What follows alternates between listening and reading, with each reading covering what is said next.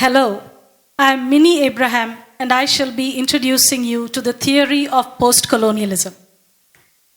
The learning objectives of this module are history and context of colonialism, the racialized nature of colonialism, the significance of discourse and representation, anti-colonial resistance, Gandhi's moral stance of non-violent resistance, Fanon, the concept of cultural nationalism, cultural affirmation, and the psychopathology of colonialism, and finally, Edward Sayid and the concept of Orientalism.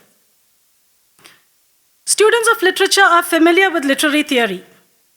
It is the organized, systematized study of literary texts and the interpretative strategies applied to these texts. Theory speculates on meaning-making, practices of representation and consumption, and also on the relation between the social structures and meanings. Post-colonialism is one of the literary theories which came into its element in the final decades of the 20th century. Now let me move on to the history of colonialism. European modernity dates back to the 15th and 16th centuries. It is characterized by the rational and optimal use of resources, the quest for maximum profit and the motive combined with efficiency. It is linked to the economic system of capitalism, and it needed sources of labor, raw materials, and markets for its products. So when Europeans started going out to search for new avenues, they landed in the territories of Asia, South America, and Africa, and these became sites for providing them with the much required resources for the Industrial Revolution.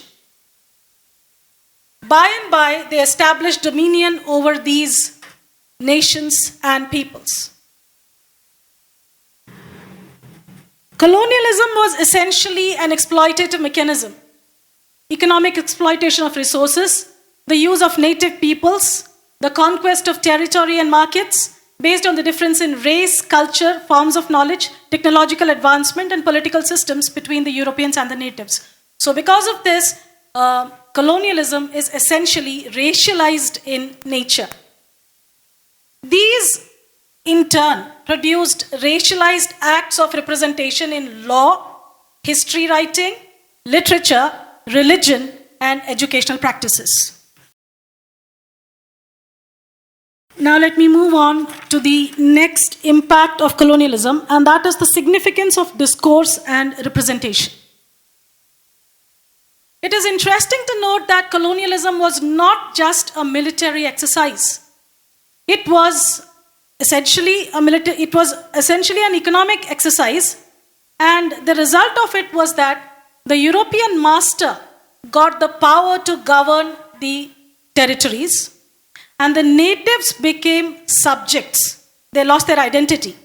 And they created a complex dynamic of representation and discourse.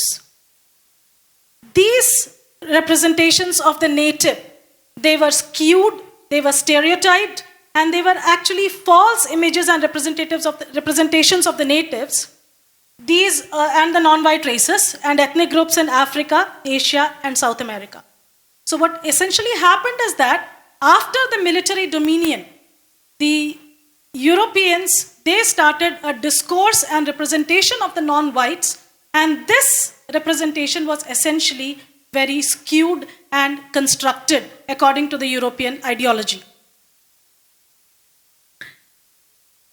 So post-colonial theory, so this gives rise to the post-colonial theory. So what happened is that through colonial presence, the colonizers produced images and representatives of the natives, and this was skewed. And after a while, the natives started believing in this particular skewed discourse, which was propagated by the Europeans themselves. So colonialism was something more than military power. It was a process of cultural domination through representation, discourse, and documentation.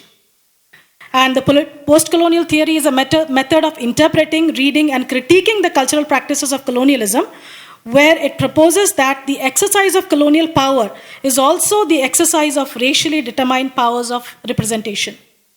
And it focuses on the question of race within colonialism and shows how the optic of race enables colonial powers to represent, reflect, refract, and make visible native cultures in particular ways.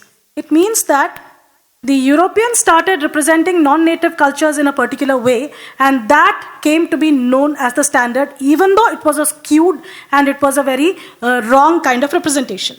So post-colonial theory protests against the skewed representation of the natives by the Europeans. It begins with the assumption that colonial writing, arts, legal system, science, and other socio-cultural practices are always racialized. That means it is based on the difference in races between the Europeans and the natives, and it gives rise to unequal practices where the colonial does the representation and the colonized is the represented, and he does not have the agency to represent himself during the colonial era. For representing the theory of post-colonialism, I shall be taking up three personalities who represent post-colonial struggle in three different angles. First is Mahatma Gandhi, and he represents the radical mode of resistance during the anti-colonial struggle. Second is Franz Fanon, who looks at the post-colonial from the angle of the psychopathological. And the third one is Edward Sayid, who looks at the political, social, and discursive mode of looking at the post-colonial. So let me first look at Gandhi. Gandhi represents the radical ideas of resistance during the colonial struggle. His contribution is primarily moral, and his genius was to embody the subaltern agency and resistance, not in violence, because till then, all forms of colonial resistance had been violent. So Gandhi brought out a mode of resistance which was completely non-violent and passive, and he believed not in revolutions, but in moral positions. And some other critics have noted a hybridity in Gandhi, because he assimilates or he vouches for a combination of the Western as well as the Eastern ideas. And he has also proposed an assimilation of cultures, so he vouches for plurality instead of a single mono kind of culture. The second person who is associated with the post-colonial theory is Franz Fanon, and he looks at the post-colonial struggle, or he looks at the colonial event from the psychopathological lens. Now, what happens is that the colonial paints the native as evil, pagan, uncivilized, and primitive. And after a while, through the continuous representation of the native as such, the native himself starts believing that he is evil, pagan, and primitive. Now, the native is always portrayed as the negative other by the European. For dealing with this psychological inadequacy, the native feels a sense of inadequacy. So, for dealing with this sense of inadequacy, the native dons a white mask. That is, he adopts the religion, the practices, etc. of the whites.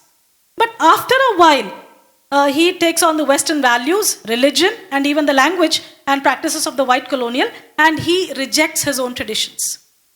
The next stage is, he realizes that this mask does not fit him. The language of the colonial, the practices of the colonial, that does not fit him. So he goes back to study his own native culture. And the third stage is that he becomes truly anti-colonial.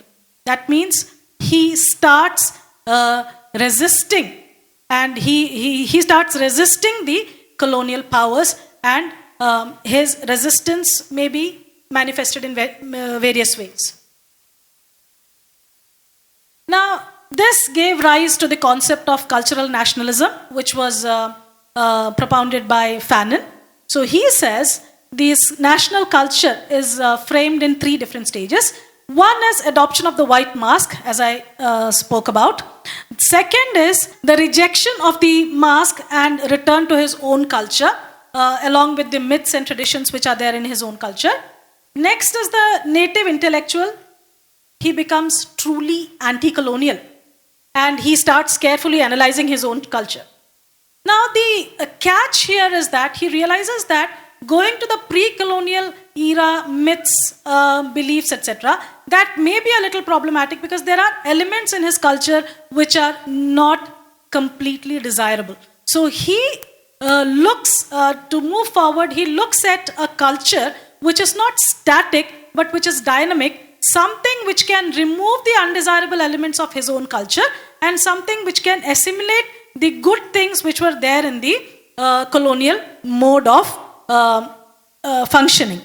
So these are the three stages of cultural nationalism, and Fanon concluded that culture must be dynamic and it must be open to change. It should not be a static. It should not be a static thing. But the problem with the going back to the rituals was that it gave rise to a phenomenon called neocolonialism. After getting independence, the natives took over the governance of these areas like Africa and Asia. But then the new elites, that is the elites or the governing class among the natives, they started exhibiting those very characteristics of the natives which they were fighting against. And this gives rise to a very unpleasant phenomenon called neocolonialism. And Franz Fanon is very much aware of it. And this is what gave rise to prolific or a lot of misgovernance which has been seen in Africa, Asia, in all these nations. So now let's move on to the next person, that is Edward Sayid. And it is said that Edward Sayid inaugurated the concept of post-colonialism with his iconic book called Orientalism. And in this book, he discusses the political, discursive, ideological, he looks at post-colonialism through the political, discursive, and ideological lens. And by discursive construction, he means the apparatus of representation like archaeological texts, literary texts, historical texts, music, ethnography, political theory, and social commentary. All these were used by European colonial powers to represent the native in a certain manner. In a certain manner means in a negative manner which was uncomplimentary to the native. So all these texts like the historical, psychological, ethnographical, archaeological, etc., all these texts were used by the Europeans to portray the native in a negative fashion. So what Sayid is arguing is that all these texts are actually a European construction of the native. It is not a true representation of the native. It is actually a European construction of the native.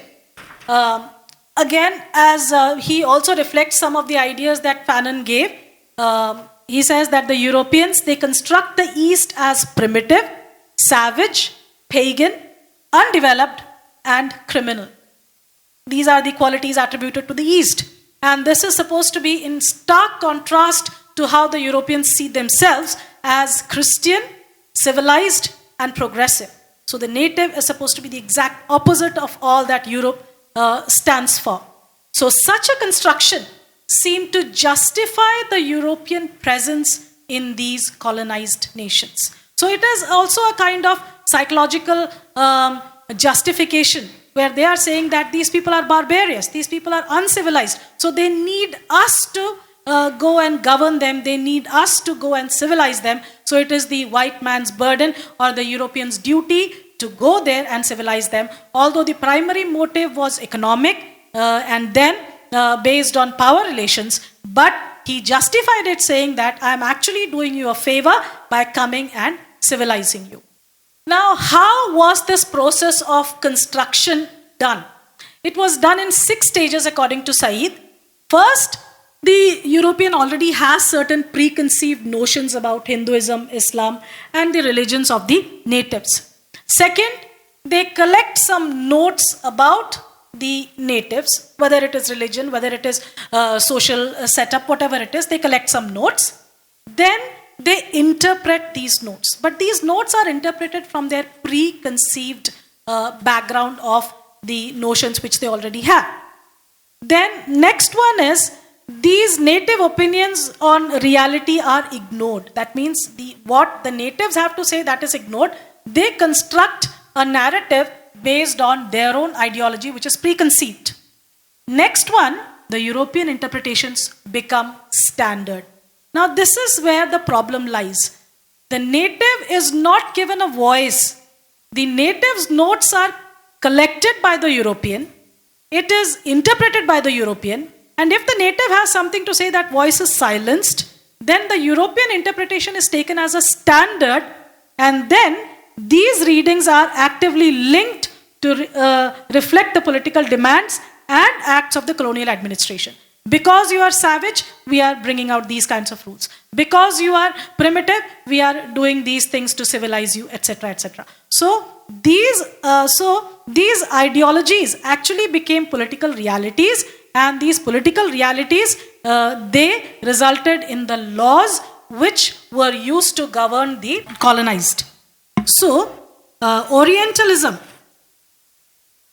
demonstrated the political nature of culture. So although it was culture, Orientalism demonstrated the political nature of culture and the ideological basis of the acts of imagination and the material effects of particular kinds of representation. Sayid located culture as central to the empire. See, earlier it was believed that only the economy and political power was central to the empire, but Sayid showed that culture is also central to the ruling of the empire, and he demonstrated the materiality of discourse and rhetoric. So he is saying that all the written word, whether it is in the form of a rule, whether it is in the form of a law, whether it is in the form of a constitutional amendment, whatever it is, it has got an ideological basis, and that ideological basis was that the native is primitive, evil, pagan, and uncivilized, and that is why the Europeans have come and they have made these rules to civilize and give progress to these particular natives. I'll conclude by saying that the 3 angles from which post-colonialism was looked at: 1, the anti-colonial struggle and the radical modes practiced by Gandhi, that is the mode of satyagraha and the mode of passive resistance instead of armed conflict. The second one is Franz Fanon, who looked at the psychopathological lens at the colonialism, and he said that it was not just the physical colonization, but it was also the mental colonization of the native. And third one is Edward Sayid, who said that the discourses about the natives were actually the European construction and nothing to do with the reality of the native. Thank you.